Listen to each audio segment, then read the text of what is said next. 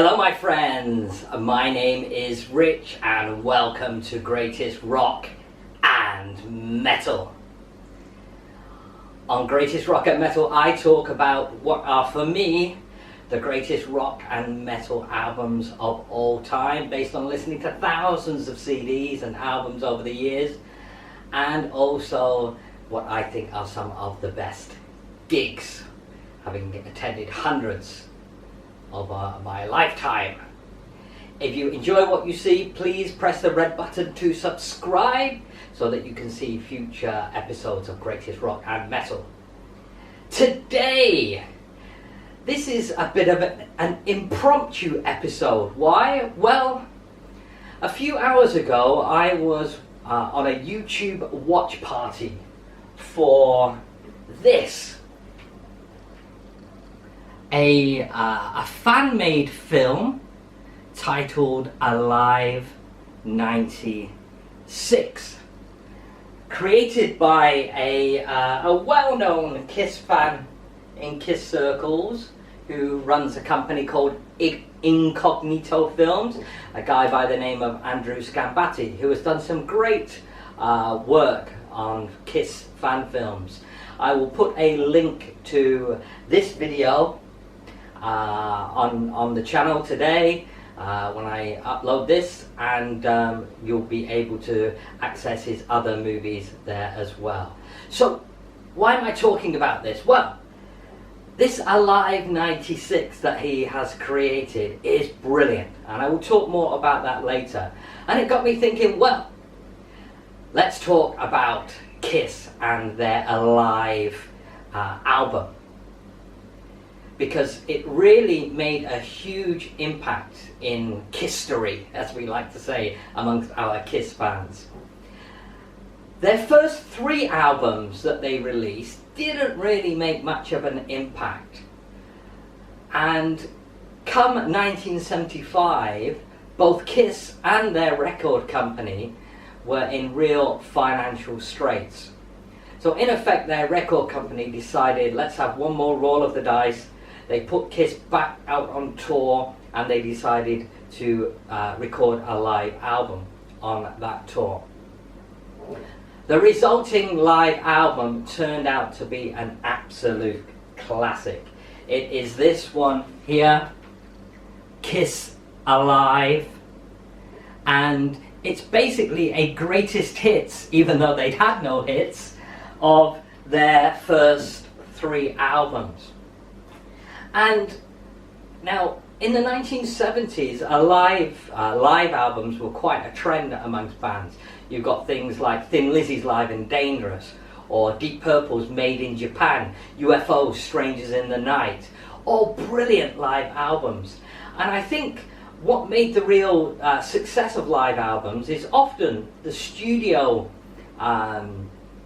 didn't seem to capture some of the raw power of these great rock bands.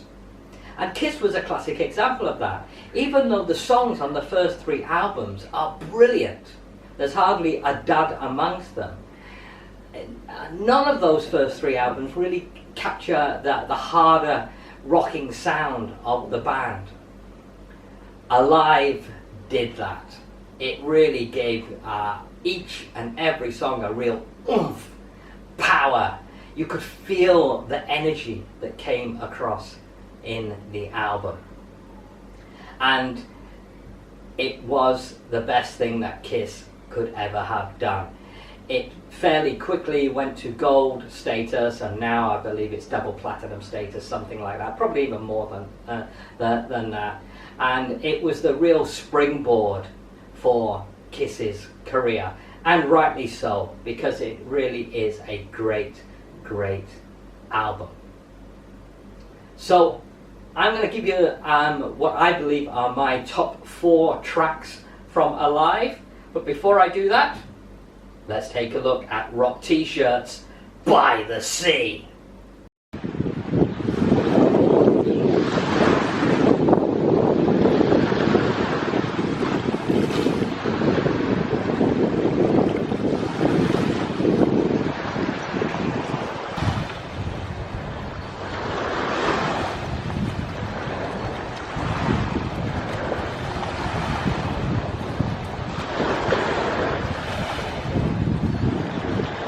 Hope you enjoyed that. Okay, so let's have a look at the Alive album. Now this is actually the 45th anniversary version. I've got my original version from 1975 back here. What's so cool about this anniversary edition is that it comes on coloured vinyl, and we'll have a look at one of the vinyls here, and you'll see there's various colours within there. The bulk of it is like a pink type colour, but you've got some reds and yellows and oranges, and the idea is that the colours are representative of all the various colours in the lights and the dry ice on the album colour. I think we've done a pretty good job on that one, pretty good job. And if we look inside the album itself, it's the 45th anniversary version, a complete replica of the original version. We have a very famous shot on the back there of some Kiss fans holding up a banner at one of the shows. Amongst the Kiss fans, that banner is seen as legendary. And also inside, as with the original version, there is a reproduction of this amazing booklet which features some live shots of the band. I'm not going to go through it all, but one of the things that Kiss did brilliantly back in the day was with some of their earlier albums, they would do some giveaways, which were great little marketing gimmicks, posters or love gun, things like that, to help sell the album some more. So what about the tracks themselves? Well, the album starts off side 1, track 1, with a track from their very first album, an absolute Kiss classic, probably I think my favourite Kiss song, the song Juice. Opening line: get up and get your grandma out of here. There's only been 2 songs that I think have ever made the word grandma so famous. Kiss's Juice and King Diamond's Welcome Home song. Grandma! If you don't know who King Diamond is, you'll be able to check him out on a future episode. Brilliant track. Has often been used as an opening track for Kiss tours, and rightly so. It's a brilliant song. Features some fantastic choreography from the band mid-song, which you can see on Alive 96. More about that later. And a great way to start the album. The second track that I would choose as a favourite would be Parasite. This is a real heavy metal type of track. It's got a great dirty riff to it. Many bands, rock and metal bands, have covered this brilliant song. Most noticeably Anthrax. Check out Anthrax's cover of Parasite. It's brilliant. And Ace Frehley, their guitarist who wrote the song, didn't sing it, which was unusual because a lot of the times with Kiss you find that the main lead vocalist for a song is most of the time, but not always, the main songwriter for it. But in the early days, Ace wasn't so confident with his vocals, so Gene sings this one. But if you get one of Ace's solo albums, Origins Volume 1, you'll hear Ace sing a brilliant version of Parasite on that. The next track I would choose will be this one here, the single, Rock and Roll All Night. Now, I, like many Kiss fans, have kind of overheard this song. So why am I choosing it as one of my favourites? Well, for many reasons. First and foremost, this version of the song and this song was the first Kiss song I ever heard, and it was the song that got me into Kiss. In 1979, the trailer for the movie Attack of the Phantoms was being shown in the UK, because it didn't get released in the UK until 1979, the movie. And when I saw that trailer on TV and I heard this song, it's like, wow, who is this? And that was the start of my love affair with Kiss. I then went to see that movie, and that's where that was my start of getting into Kiss. So of course, I've got to choose Rock and Roll All Night as one of the best tracks. And also the beauty of the live version is that it includes a guitar solo, which Ace didn't actually play a guitar solo on the studio version. So it's a bit of a longer version. And again, better version because it's got more power and more punch to it. And then the final track that I would choose from Kiss Alive would be the final track on the album, Let Me Go Rock and Roll. Why? Well, again, this is another track that gets extended, and this track gets extended quite a bit, and it's got a brilliant middle, what I call a jam section, added to it. And it's always for me a highlight of any Kiss live shows. And again, another song that you can see featured on the Alive 96 fan film. Always a great song in my opinion. So there you have it. That is my mini review of Kiss Alive. If you don't have it and you're not a Kiss fan, this is the place to start, believe you me. Okay, what about seeing the band live? Well, as I've mentioned in a previous episode, my first experience of Kiss live was on the Animalized tour back in 1984. But that was not what is considered to be the classic original lineup of Gene, Paul, Ace and Peter. I had to wait until 1996 for the reunion tour to see the original four back on stage together. And I will talk about that in a minute, because let's have a part 2 of Rock T-shirts by the Sea.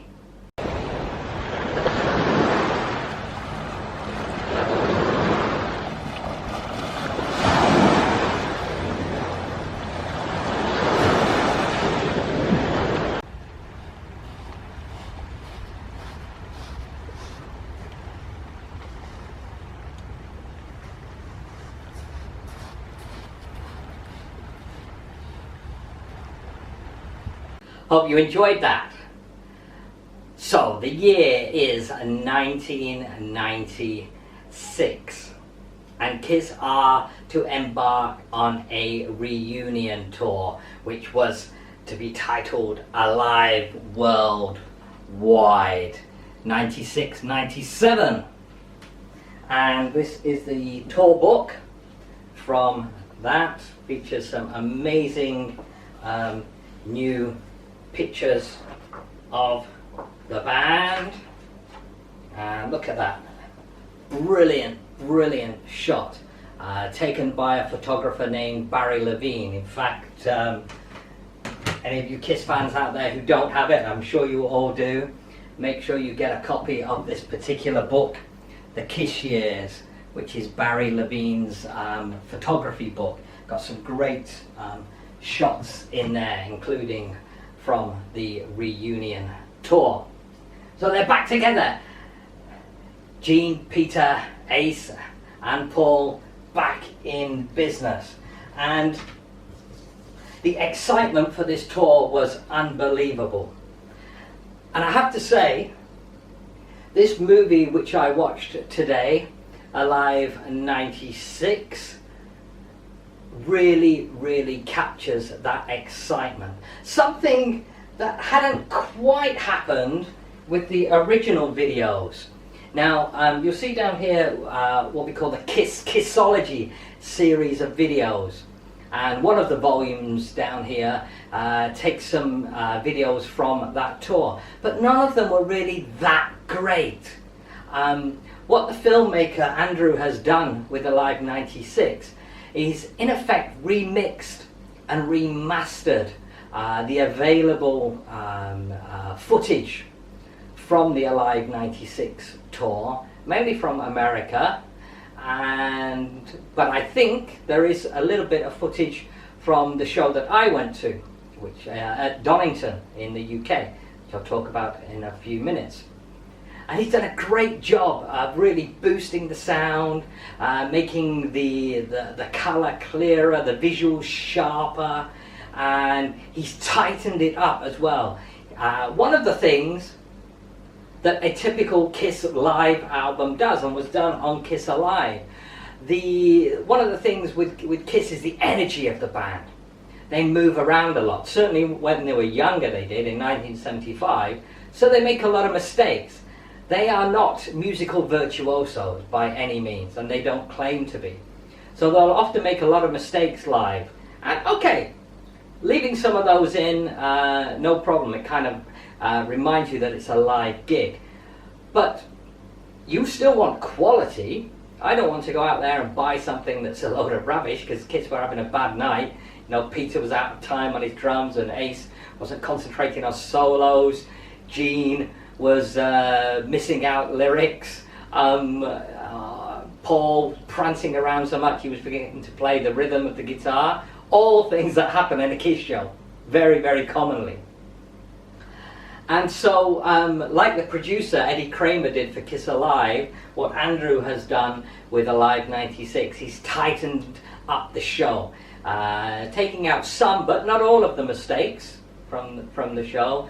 Also maybe reducing the length of some of the solos, because again, solos on albums can get a bit boring. It's different when you're there live, but solos on home videos and albums, a bit elongated, and you want to fast forward. So Andrew's kind of tightened that element up a bit, and he's brought the length of the concert down to that of a typical double album. Or VHS video that would have been released in those days. So it's not the full gig, but it's most of it. I think only a couple of songs were taken from the standard Alive 96 set list, which are Watching You and Cold Gin don't appear. And overall, Alive 96 is a must watch. Now, I don't know Andrew, he's not paying me to say this. Nobody pays me to do these videos, but I am thoroughly recommending it. If you are a Kiss fan or you'd like to get into Kiss, go check this out. It's a great place to start. He's done a fantastic job, and it's free to see on YouTube. Check out the link below. So, my first Kiss experience with the new lineup, sorry, not new lineup, reunion lineup, I should say, was at Castle Donington in 1996. This is the ticket. I've written the bands that played all over the front of the ticket, so it's not that clear to see. This was actually a co-headlining gig for Kiss in the UK. Kiss were never that big in Europe, and in fact they're probably bigger now in Europe than they've ever been.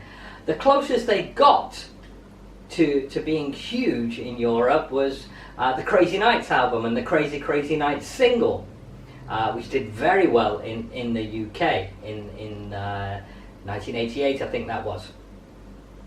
Other than that, Kiss really struggled to get a foothold in Europe. So it wasn't felt by promoters that they could actually headline the gig themselves, and so Ozzy Osbourne was the co-headliner, although actually Kiss did close the night because of course they have the biggest stage show, and it was important that they went on last. And it was a phenomenal night for Kiss fans, and of course for me. First time seeing the Fabulous Four together on stage. They did not disappoint. A 17-song set list that had all of the classics that you would want to hear in there. We had the blood, we had the fire, we had the smoking guitar, everything that at that time we associated with Kiss. And there wasn't a Kiss fan who left that gig disappointed. And at last I had been lucky enough to see Ace, Peter, Gene and Paul back together on stage. So there you have it. That's my thoughts on Kiss Alive and Kiss 96 tour. Hope you enjoyed that. If you do, please press the red button to subscribe to see future greatest rock and metal episodes about other bands and also about Kiss. And I will leave you as always with my final 4 album picks. And this time I'm going to pick from Kiss's live albums collection. So if you had to go and choose 4 live albums from Kiss's discography to have a listen to, of course, Kiss Alive. Next, Kiss Alive 2, which was actually the first Kiss Live album I bought. I actually bought Kiss Alive 2 way before I bought Kiss Alive. And then for something a little bit different, the Unplugged album, Kiss Unplugged, MTV Unplugged. Why? Well, it's great to hear so many Kiss tunes played in an acoustic manner. It brings a real different aspect to many of the songs. And also, this was the catalyst for the reunion. Ace and Peter played a few songs with the band here, and that led to the reunion happening. And for more recent live albums, check out Kiss Rocks Vegas, which features the new, I say new lineup of the band. They've been together 20 odd years already, and really deliver on this album. A great selection from all of the Kisstory discography. There you have it. Thank you very much for watching, and again, do check out Alive 96. Great watch, it really is. And until next time, remember, as always, we rock!